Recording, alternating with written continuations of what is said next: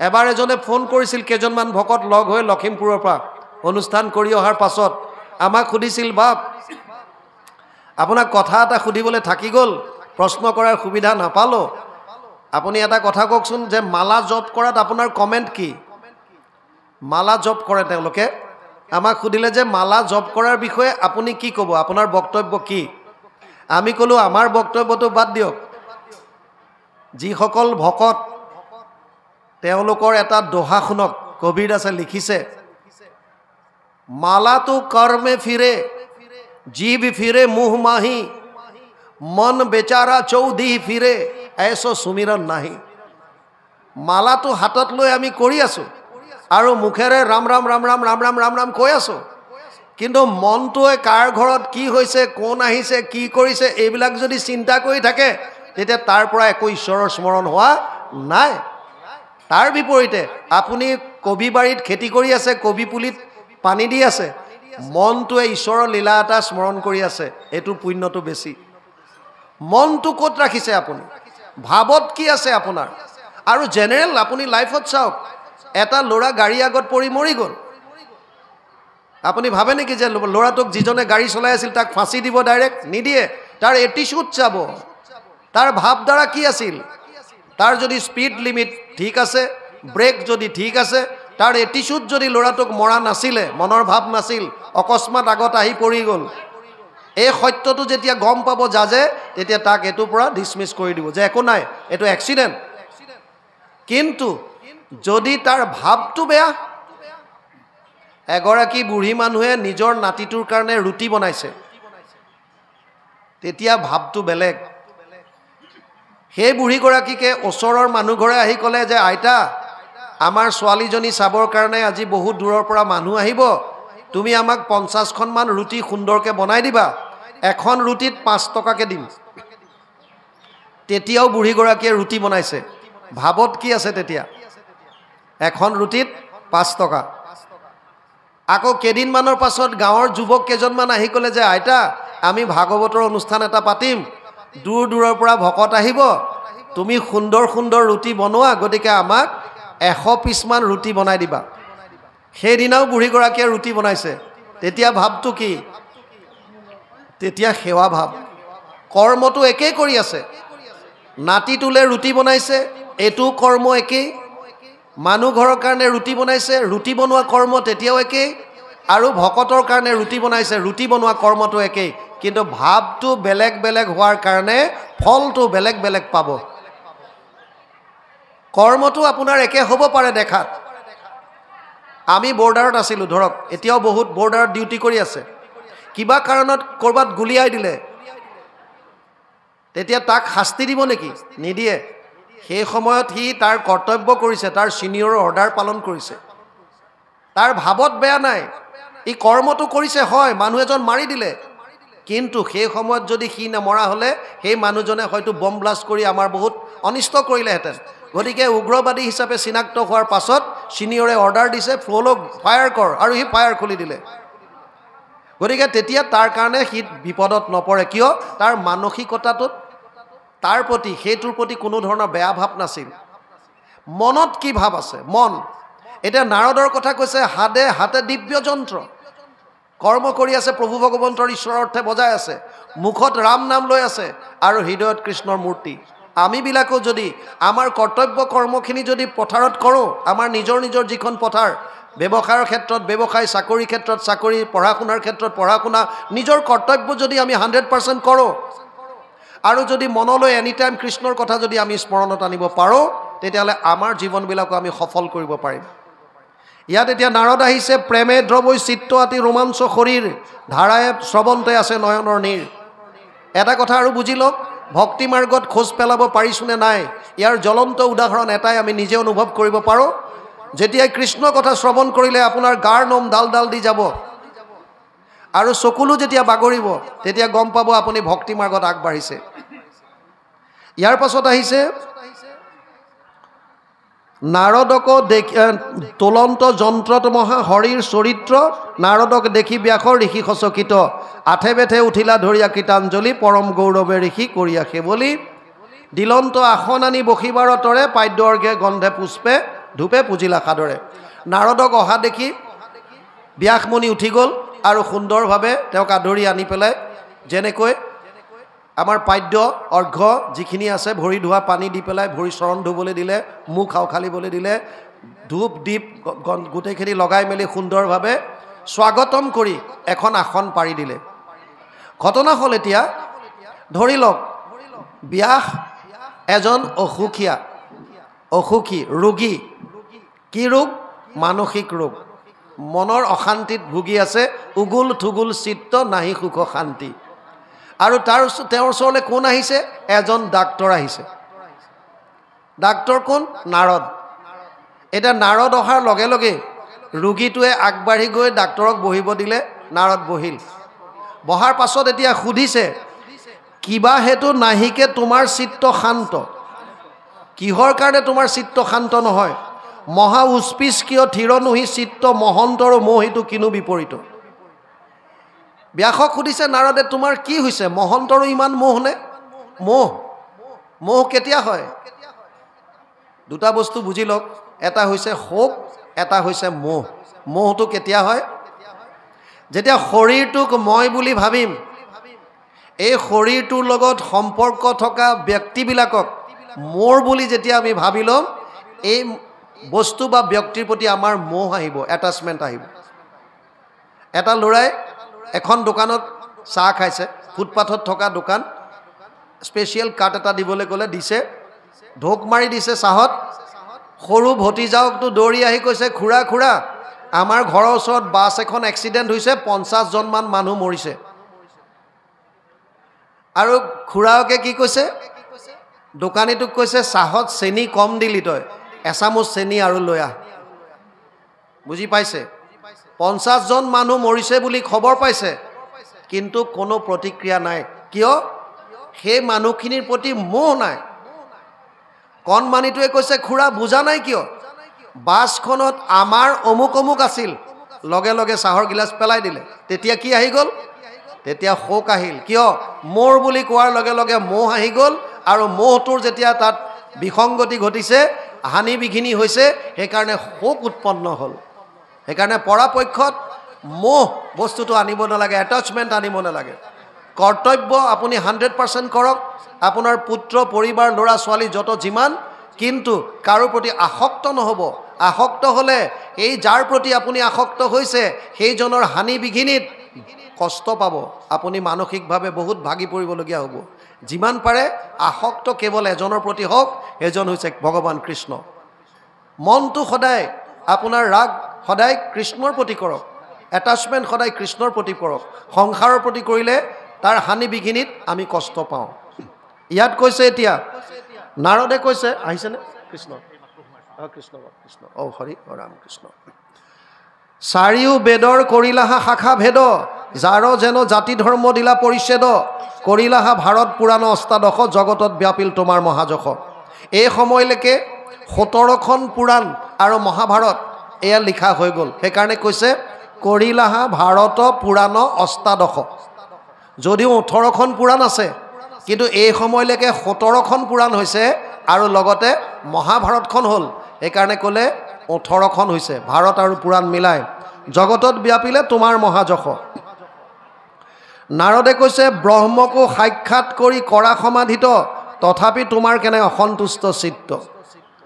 তুমি ব্ৰহ্মক সাক্ষাৎ কৰা সমাধিত তথাপিও তোমাৰ চিত্ত কিহৰ কাৰণে সন্তুষ্ট নহয় কিহৰ কাৰণে স্থিৰ নহয় কহিউক ঋষিমুত ইহাৰ কাৰণ শুনি প্ৰণিপাতে ব্যাসে বুলিলা বচন আৰু তাৰ পাছত ব্যাসে কৈছে কি কৈছে হওঁ যদি আমি বেদ শাস্ত্ৰত পাৰ্গত কৰণীতে ঈশ্বৰ অৰ্পণা কৰ্ম যত মহাজ্ঞানপূৰ্ণ আমি জগতে প্ৰখ্যাত হন্ত সমাধিতে ব্ৰহ্ম আপুনি সাক্ষাৎ ব্যাসে কৈছে যদিও মই হওঁ যদি আমি বেদ শাস্ত্ৰত পাৰ্গত যদিও মই বেদ আৰু শাস্ত্ৰত পাৰ্গত ঈশ্বৰৰ অৰ্পণা যদিও মই নিয়মিতভাৱে কৰোঁ যদিও মই মহাজ্ঞানপূৰ্ণ জগতত প্ৰখ্যাত হৈ আছোঁ আৰু যদিও সমাধিত মই ব্ৰহ্মক সাক্ষাৎ কৰোঁ তথাপি নুগুছে মোৰ মনে অসন্তোষ নপাওঁ বিমৰ্ষি কিম্বা কৰি আছোঁ দুখ তথাপিও মোৰ মনত শান্তি নাই আৰু সেইকাৰণে মই চিন্তা কৰিছোঁ যে মই কিহৰ কাৰণেনো কষ্ট পাই আছোঁ আহিল নেকি ড্ৰেছ চেঞ্জ কৰিলে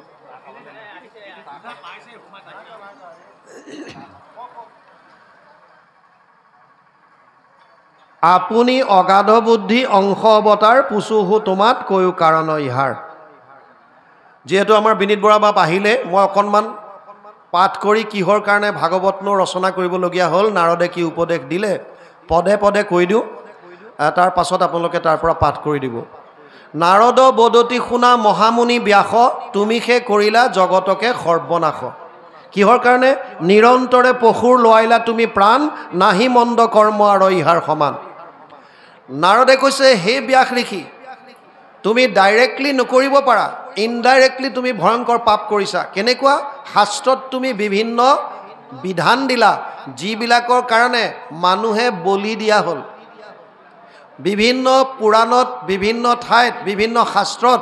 তুমি বলি বিধানৰ প্ৰথাটো আনি দিলা আৰু তোমাৰ কাৰণে আজি মানুহবিলাকে বিভিন্ন জীৱ জন্তুবিলাক বলি দিবলৈ ল'লে আন জীৱ জন্তু দিয়াটো দূৰৰ কথা মানুহে নৰ বলি দিবলৈও কুণ্ঠাবোধ নকৰা হ'ল মোৰ ৰঙিয়াত পোষ্টিং হৈছিল 2014ত মই উত্তৰাখণ্ডৰ পৰা আহিছিলোঁ সেই বছৰে ডিচেম্বৰ মাহত ঢেকীয়াজুলিৰ এখন বাগানত নিজৰ খুৰাওকে কণমানি ভতিজা এটা কিডনেপ কৰি লৈ গৈছিল কালী মূৰ্তিৰ ওচৰত বলি দিয়াৰ কাৰণে আজি 1.5 বছৰ 2 বছৰ আগত আপোনালোকে শুনিছিল নিশ্চয় কামাখ্যাত কেইজনমান পুৰোহিতক এৰেষ্ট কৰিছিল কিয় নৰবলিৰ কাৰণে অৰ্থাৎ এতিয়াও মানুহ ইমান অজ্ঞানতাত ভুগি আছে যে এতিয়াও তেওঁলোকে ভাবিছে যে বেলেগ জীৱ জন্তু বলি দিলেহে আমি আমাৰ স্বৰ্গ পাম সেইকাৰণে নাৰদে ইয়াত সুন্দৰভাৱে ব্যাসক দোষ দিছে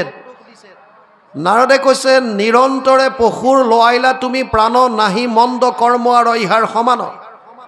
আকস্মিতে লোকক কৰাইলা হিংসা ধৰ্ম নুবুজিলা তুমিও বেদৰ তত্ত্ব মৰ্ম গৰিহিত কৰ্মকে কহিলা ধৰ্ম বুলি তোমাৰ বচনে লোক নাখিল সমূলি আকস্মিতে লোকাক কৰাইলা হিংসা ধৰ্ম তুমি মানুহবিলাকক হিংসাৰ বিষয়ে শিকালা যে এইটো কৰিলে এইটো হ'ব সেইটো কৰিলে সেইটো হ'ব কেৱল ভোগবাদ ভোগবাদ ভোগবাদ স্বভাৱে লম্পট বিষয়ত অনুৰাগ স্বৰ্গ পাইব বুলি ৰংগে কাটে হংসচাৰ মানুহবিলাকো কেনেকুৱা স্বভাৱত লম্পট কেৱল এটাই উদ্দেশ্য স্বৰ্গ পাম আৰে স্বৰ্গত আছে কি তে তম ভুক্তা স্বৰ্গলোক বিশালম চীনে পুইনে মৰ্তলোকম বিশন্তি নৱম অধ্যায় 21 নম্বৰ শ্লোক গীতা অৰ্জুনক কৈছে হে অৰ্জুন স্বৰ্গত এটা জীৱ তেতিয়ালৈকে থাকিব পাৰিব যেতিয়ালৈকে তাৰ পুণ্য আছে পুণ্য ক্ষয় ভৰিলে পুনৰ নৰকত মজয় পুণ্য শেষ হ'লেতো পুনৰ আহিবই লাগিব তেতিয়াহ'লে তেনেকুৱা এখন ঠাইত যাবলৈ আমাৰ কি প্ৰয়োজন যদি যাব বিচাৰিছে